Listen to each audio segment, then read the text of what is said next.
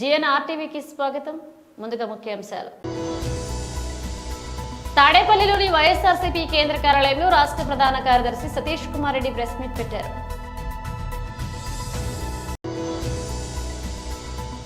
BJP రాష్ట్ర అధికార ప్రతినిధి సిఎన్వి సుభాష్ మీడియాతో మాట్లాడారు.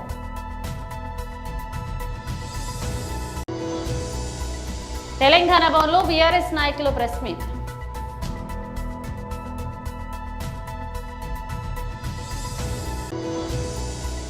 తాడేపల్లిలోని వైఎస్ఆర్సీపీ కేంద్ర కార్యాలయంలో రాష్ట్ర ప్రధాన కార్యదర్శి సతీష్ కుమార్ రెడ్డి ప్రెస్ మీట్ నిర్వహించారు. తాడేపల్లిలోని వైఎస్ఆర్సీపీ కేంద్ర కార్యాలయంలో రాష్ట్ర ప్రధాన కార్యదర్శి సతీష్ కుమార్ రెడ్డి ప్రెస్ మీట్ పెట్టారు. అనేటువంటి వ్యక్తి జగన్మోహన్ రెడ్డి గారి కారు కింద పడినట్టు ఒక క్లిప్పింగ్ చూపిస్తూ ఉన్నారు. నేను ఈ సందర్భంగా ఈ రాష్ట్రంలో ఉన్నటువంటి ప్రజలకు అందరినీ కూడా ఆలోచన చేయమని చెప్పి కోరుతున్నా. జగన్మోహన్ రెడ్డి గారు ప్రయాణం చేస్తున్నటువంటి వాహనం బుల్లెట్ ప్రూఫ్ వెహికల్. దాని యొక్క బరువు 5 టన్నులు ఉంటుంది. పొరపాటున దాని కింద పడి ఎవరైనా పడితే నుగ్గు అయిపోతారు. నుగ్గు అసలు ఒక షేప్ అనేది లేకుండా నుగ్గు అయిపోయేటువంటి పరిస్థితి ఉంటుంది. మరి అదే క్లిప్పింగ్ చూస్తే ఈ సింగయ్య కింద పడిన తర్వాత ఎవరో పక్కన పెట్టారు. పక్కన పెట్టిన తర్వాత ఆయన ప్రాణంలో ఉన్నటువంటి క్లిప్పింగ్స్ కూడా చూపిస్తున్నారు. దీన్ని బట్టి అర్థమవుతా ఉంది అసలు ఎంత దిగజారుడు రాజకీయాలు వీళ్ళు చేస్తున్నారనేటువంటిది. నేను అడుగుతున్నాను చంద్రబాబు నాయుడు గారిని, అయ్యా నువ్వు అనేక హామీలు ఇచ్చావు, నువ్వు హామీలు అమలు చేయలేకపోతున్నావు.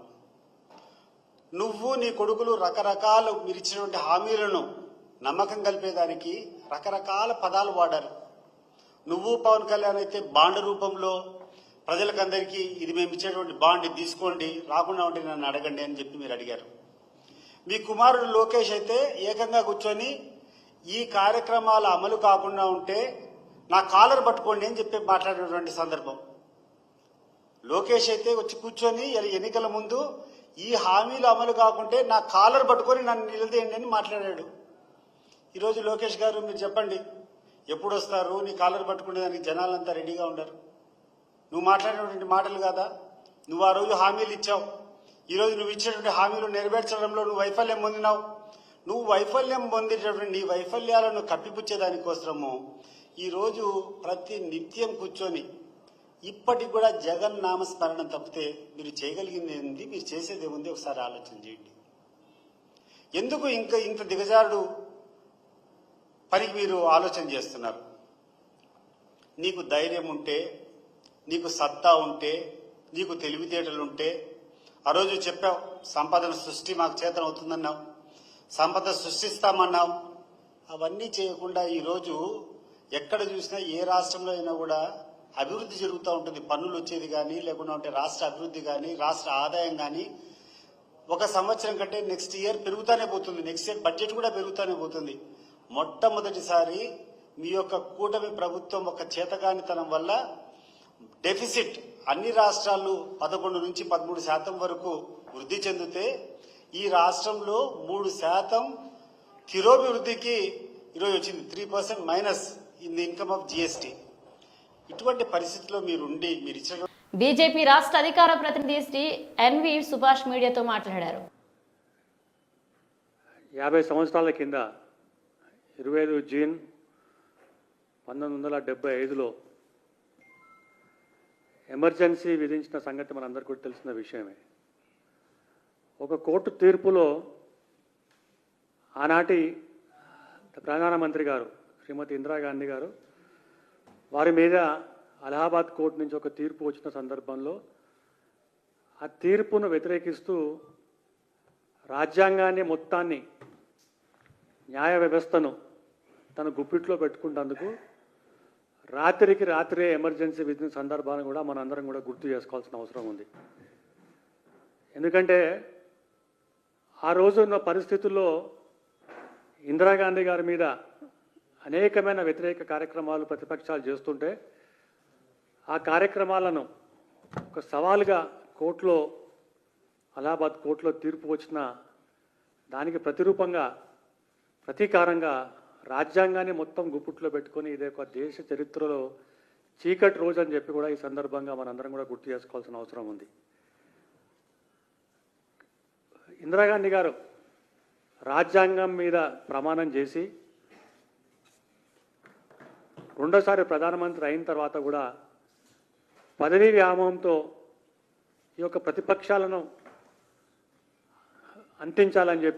అంతమందించాలని చెప్పి ఒక డిక్టేటర్షిప్ విధానంలో ఆ రోజు విధించిన ఈ యొక్క ఎమర్జెన్సీ విధి విధానాలను ఈ యొక్క తరం వారికి మొత్తం చెప్పాలని చెప్పి కేంద్ర పార్టీ నుంచి రాష్ట్ర పార్టీ వరకు ప్రతి ఒక్కరు కూడా ప్రతి ఒక్క జిల్లాకి వెళ్ళి ఒక రౌండ్ టేబుల్ కాన్ఫరెన్స్, ఆ తర్వాత ప్రెస్ కాన్ఫరెన్స్లో పెట్టి కాంగ్రెస్ పార్టీకి అధికారం వస్తే ఏ విధంగా తుంగలో తొక్కుతుంది, ఈ యొక్క ఎమర్జెన్సీ విధి విధానాలను ఏ విధంగా మరి గుప్పిట్లో పెట్టుకొని రాజ్యాంగాన్ని, పత్రికా స్వేచ్ఛను, ఇటు ప్రభుత్వాన్ని, ఇటు ప్రజా వ్యతిరేక అంటే దినాలను ప్రతిపక్షాలను అందరిని కూడా చేతిలో పెట్టుకొని తాను ఉన్నంతకాలం తాను తన కుటుంబం మరి అధికారంలో ఉండాలని చెప్పి ఆ విధంగా ముందుకు పోయిన సందర్భాలు కూడా చూస్తున్నాం.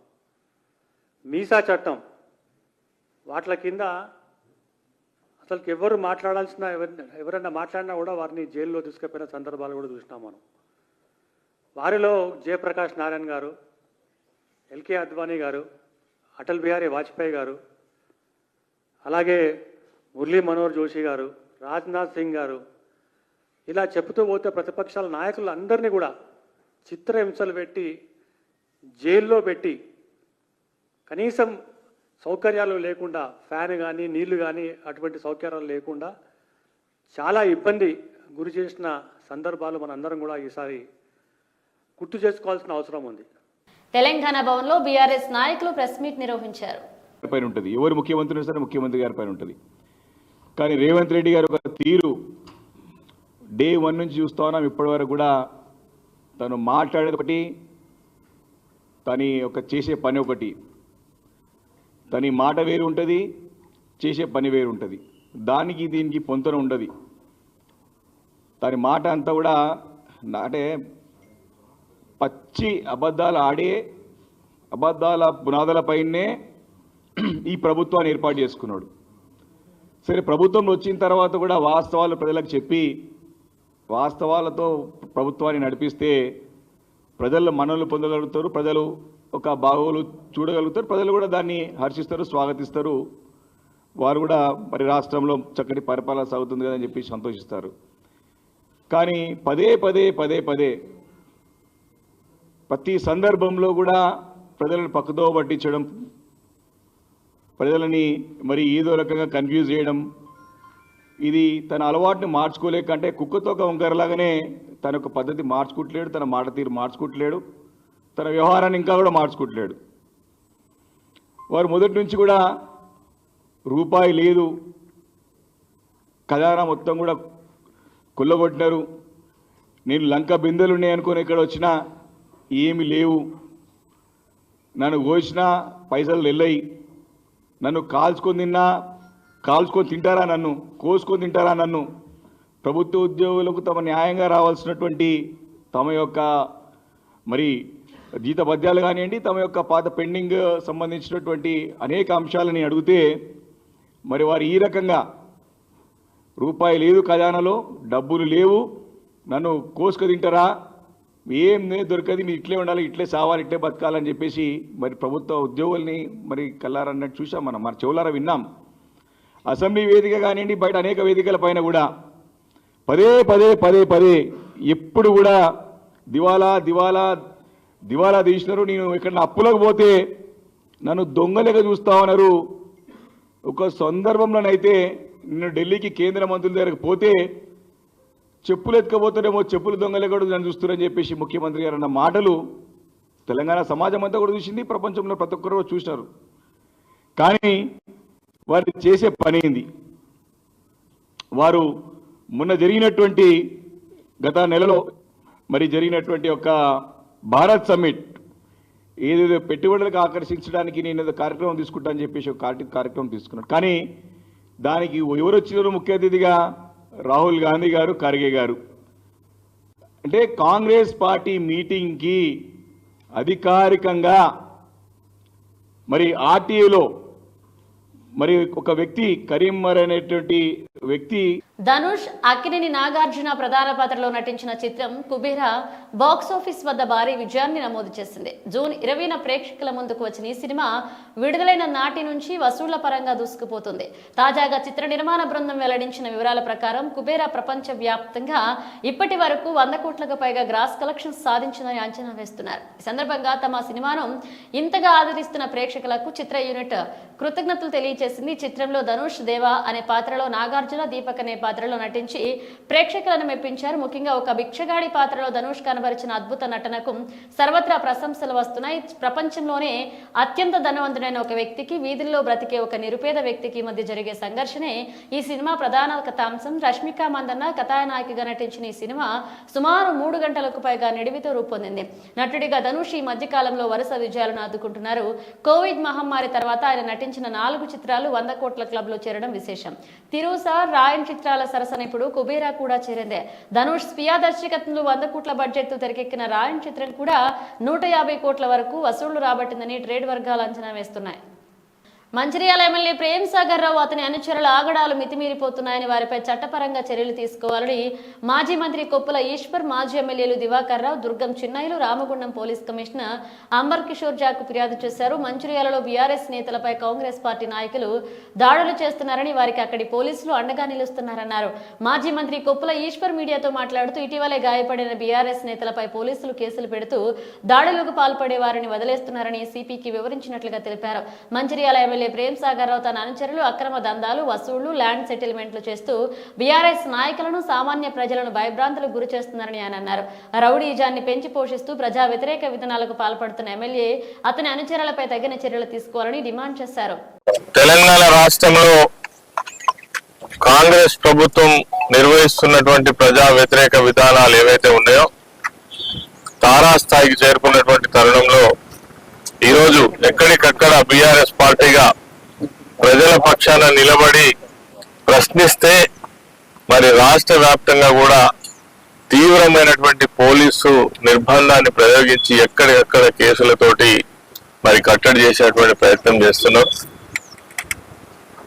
ఎవరైతే నేరం చేస్తారో వాళ్ళని వదిలిపెట్టి ఎవరైతే ప్రశ్నిస్తారో వాళ్ళ మీద కేసులు చేసేటువంటి ప్రయత్నం చేస్తున్నారు. ఈ మధ్య కాలంలో మంచిర్యాల పట్టణంలో జరిగినటువంటి సంఘటన చూస్తే చాలా ఆశ్చర్యకరం. మధు అనేటువంటి వ్యక్తి పైన కొంతమంది దుండగులు విపరీతంగా కొట్టి తల వలగొట్టి 9 కుట్లు పడినప్పటికీ హాస్పిటల్లో ఉన్నప్పటికీ ఆయన మీదనే కేసు పెట్టి మిగిలిన వాళ్ళని వదిలిపెట్టేటువంటి పరిస్థితి. ఆ రోజు బీఆర్ఎస్ పార్టీ పక్షాన మా దివాకర్ రావు గారు, అదేవిధంగా చిన్నయ్య గారు పోలీస్ స్టేషన్ దగ్గర ధర్నా చేస్తే తప్ప వాళ్ళ మీద నామినల్ కేసు పెట్టినటువంటి పరిస్థితి ఈరోజు రాష్ట్రంలో కనబడుతుంది. అది గోదావరిఖని ప్రాంతం కావచ్చు, పెద్దపల్లి ప్రాంతం కావచ్చు, మంచిర్యాల కావచ్చు, రామగుండం సిపి పరిధిలో ఉన్నటువంటి చాలా ప్రాంతాలలో పోలీసులు ఏదైతే ఉన్నదో ప్రభుత్వం యొక్క ఒత్తిడితో బెల్లంపల్లి కావచ్చు, వెల్లంపల్లి పట్టణం కావచ్చు, పోలీసులు ఎవరైతే ఉన్నారో ప్రభుత్వంలో ఉన్నటువంటి ఎమ్మెల్యేల, మంత్రుల ఒత్తిడి మేరకు వాళ్ళకు తల ఒగ్గి బీఆర్ఎస్ పార్టీ కార్యకర్తల మీద, సోషల్ మీడియాలో పనిచేస్తున్నటువంటి వారిపైన, అదేవిధంగా ప్రభుత్వం చేసినటువంటి వాగ్దానాలు అమలు చేయకపోయినా కావచ్చు, లేదంటే ప్రభుత్వం చేస్తున్నటువంటి తప్పులను ఎత్తి చూపితే అదే నేరంగా పరిగణించి వాళ్ళ మీద కేసులు పెట్టేటువంటి ప్రయత్నం ఈ రాష్ట్రంలో మొత్తంగా జరుగుతున్నది. దానిపైన ఈరోజు పర్టికులర్ గా మంచిర్యాలలో జరుగుతున్నటువంటి విషయాలను ఇక్కడ ఉన్నటువంటి రామగుండం కమిషనర్ గారికి తెలియజెప్పే విషయం కోసం నేను, దివాకర్ రావు గారు, అదేవిధంగా చిన్నయ్య గారు, మాజీ ఎమ్మెల్యే గారు కలిసి రావడం జరిగింది. అన్ని విషయాలు కూడా మరి అప్పటి నుంచి ఇప్పటిదాకా జరుగుతున్నటువంటి విషయాలను చెప్పడం జరిగింది. వీటన్నిటిని కూడా కంట్రోల్ చేయకపోతే, కింది స్థాయి అధికారులను మీరు ఆదేశించకపోతే మాత్రం ఈ హరాస్మెంట్ ఆగదని గట్టిగా చెప్పడం జరిగింది. తప్పకుండా చర్యలు తీసుకుంటామని చెప్పేసి వారు హామీ ఇవ్వడం జరిగింది. ఖచ్చితంగా ఎక్కడ హరాస్మెంట్ జరిగినా బీఆర్ఎస్ పార్టీ నాయకులు, కార్యకర్తలు ఎవరైతే ఉన్నారో అప్రమత్తంగా ఉండాలి. అదే విధంగా ఈ పోలీస్ కేసులకు కూడా భయపడే అవసరం లేదు. గతంలో 10 సంవత్సరాలు మనం కూడా ప్రభుత్వంలో ఉన్నాం, ఫ్రెండ్లీ పోలీసింగ్ చేసినాం. ఆ రోజు ఎవరిని హరాస్మెంట్ చేయలే, ఎవరిని ఇబ్బంది పెట్టలే, ఎవరికి ఆపద వస్తే మనం ఆదుకున్నాం తప్ప కొంతమంది పర్టికులర్ గా టార్గెట్ చేసి అలా కేసులు పెట్టేటువంటి విష సంస్కృతి ఇది మంచిది కాదని చెప్పేసి మేము మరి హెచ్చరిస్తా ఉన్నాం. ఈ పద్ధతి మంచిది కాదు, మానుకోవాలని కూడా అధికార పార్టీకి సంబంధించిన నాయకులను కూడా మేము హెచ్చరిస్తా ఉన్నాం. కాకాని జైల్లో ఉన్న సర్వేపల్లిలో వైసీపీ నేతలు చెలరేగిపోతున్నారు. పంటపాళ్యంలో ఎదనపర్తి శ్యామరెడ్డిని మొన్న రాత్రి రాళ్లతో పొడిచారు. ఇంట్లో ఉన్న వ్యక్తిని బయటకు పిలిచి దుర్మార్గానికి పాల్పడ్డారు. ఒక రాడ్ వెన్నుముక వరకు వెళ్ళగా మరొక రాడు లంగ్స్ వరకు వెళ్ళింది. పక్కటెముకలు విరిగా 22వ తేదీ రాత్రి 9 గంటల తర్వాత అటాక్ చేయడం జరిగింది. వెంటనే అపోలో ఆసుపత్రికి తీసుకువెళ్లగా వేకువజామున 2:30 గంటల వరకు వైద్యులు శ్రమించి శస్త్రచికిత్స చేశారు. ఇంకా ఐసీయూలో ప్రాణాపాయ పరిస్థితిలో చికిత్స పొందుతున్నారు. అధికారంలో లేకపోయినా వైసీపీ నాయకుల దురాగతాలు ఆగడం లేదు. మేము అధికారంలో ఉన్నా మా నాయకులను కత్తులతో పొడుస్తున్నారు. కాకాని గురించి వైసీపీ జిల్లా నాయకులేమో చాలా గొప్పగా చెప్పుకుంటూ స్టేట్మెంట్ల మీద స్టేట్మెంట్లు ఇచ్చుకుంటున్నారు. క్షేత్రస్థాయిలో పరిస్థితి ఇది అంటూ తెలిపారు.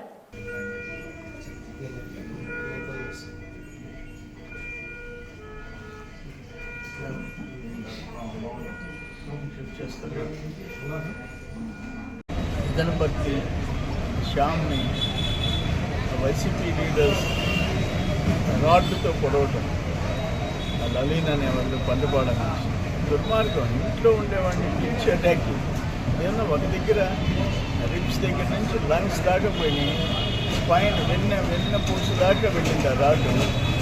1-2 ఫ్రాక్చర్లు,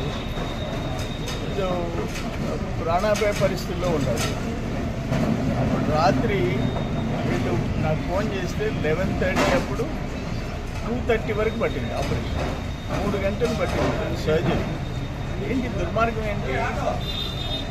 అక్కడేమో అంత పెద్ద నీతులు చెప్తున్నారు కాకాని గురించి, కాకాని బ్యాచ్ గురించి జిల్లా నాయకులు. మేము వినలేక వస్తున్నాం. వాళ్ళు దుర్మార్గాలు 5 ఏళ్ళు చేశారు. ఇప్పుడు మేము అధికారంలో ఉన్నప్పుడు కూడా అంత పొగురేంటి, అంత పొగురేంటి? ఇది కరెక్ట్ కాదు. ఇది తీవ్రంగా తీసుకుంటాం. కాకాని గోవర్ధన్ చేసిన పాపాలు అనుభవించి తీరుతాడు. ఏ కేసులో నుంచి బయటపడలేడు. మీ కేసులు ఉన్నాయి కదా, 2014 గవర్నర్ పరిపాలనప్పుడే ఏమైనా ఉన్నాయి కదా, 4 కేసులు 1000 కోట్ల ఆస్తుల మీద ఉన్నాయి కదా. ఇవన్నీ హీరింగ్ స్టార్ట్ అవుతున్నాయి. ఈ పాపాలు పండుతాయి. బులెటిన్ ముగించే ముందు హెడ్లైన్స్ మరోసారి. తాడేపల్లిలోని వైఎస్ఆర్సీపీ కేంద్ర కార్యాలయంలో రాష్ట్ర ప్రధాన కార్యదర్శి సతీష్ కుమార్ రెడ్డి ప్రెస్ మీట్ పెట్టారు.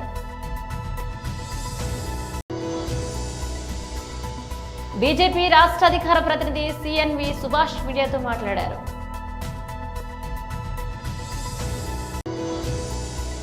తెలంగాణ భవన్లో బీఆర్ఎస్ నాయకులు ప్రెస్ మీట్.